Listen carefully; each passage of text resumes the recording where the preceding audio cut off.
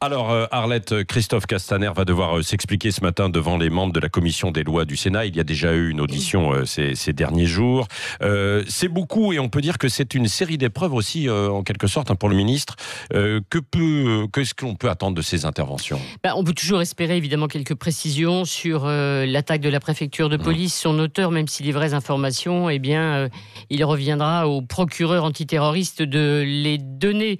Alors on va dire les choses clairement, ce qu'on attend aujourd'hui, c'est le face-à-face évidemment de Castaner, même s'il n'est pas Benalla, avec des sénateurs habiles, rusés, exigeants. Comment va-t-il résister, le ministre de l'Intérieur, qui est tellement aujourd'hui fragilisé ? Alors évidemment, on peut juger excessive, voire indécente, la campagne de l'opposition ou des oppositions contre le ministre de l'Intérieur après un attentat. Christophe Castaner n'est évidemment pas responsable des dysfonctionnements à la préfecture de police qui remontent à 2015. En revanche, il est responsable et coupable de ses erreurs précédentes, ses imprudences, ses maladresses d'un ministre qui parle vite, trop vite, sans maîtrise de sa parole. C'est un récidiviste, on se souvient, l'attaque de l'hôpital de la Salpêtrière, même des révélations intempestives sur l'auteur de l'attentat de Lyon, et le procureur à l'époque lui avait fait des remontrances au ministre jusqu'à cette déclaration dans la cour de la préfecture il y a une semaine.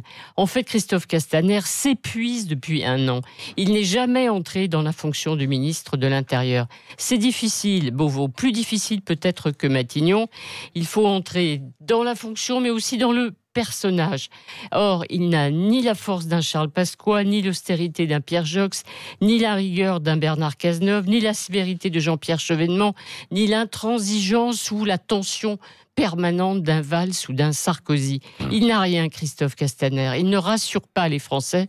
C'est pourtant la première mission d'un ministre de l'Intérieur. Sa parole est désormais mise en doute. C'est terrible à l'heure des fake news ou du complotisme permanent, décrédibilisé. Il parle, mais on n'écoute plus. Vous dites que, alors Christophe, vous êtes dur là, du coup, mais c'est évidemment ce qui vient beaucoup d'opposants, mais pas seulement. Vous dites que Castaner, c'est fini alors ? Pas maintenant, évidemment, puisque l'opposition réclame sa tête. Au contraire, Emmanuel Macron a voulu, par exemple, que ce soit le ministre de l'Intérieur lui-même qui décore les policiers lors de la cérémonie d'hommage à la préfecture de police.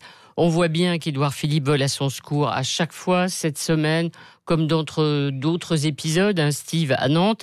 Le président de la République et le Premier ministre ne peuvent pourtant pas passer leur temps à répéter ou à faire répéter par leur porte-parole que le ministre leur garde leur confiance. Ça l'affaiblit encore un peu plus, Christophe Castaner. Alors, terrorisme, lutte contre l'islam radical, immigration, si le président veut mettre à l'agenda tous ces sujets, il a intérêt à trouver assez vite un ministre à la hauteur et donc à trouver une porte de sortie à Christophe Castaner, sans doute après les municipales. Voilà, merci Arlette Chabot, dans une période qui est compliquée, quoi qu'il en soit, quel que soit l'homme, je pense qu'évidemment c'est l'homme ou la femme, c'est une période assez compliquée. Tout à l'heure, on posera la question à Patrick Caner, qui fera partie de cette commission qui va entendre tout à l'heure Christophe Castaner à partir de 9h.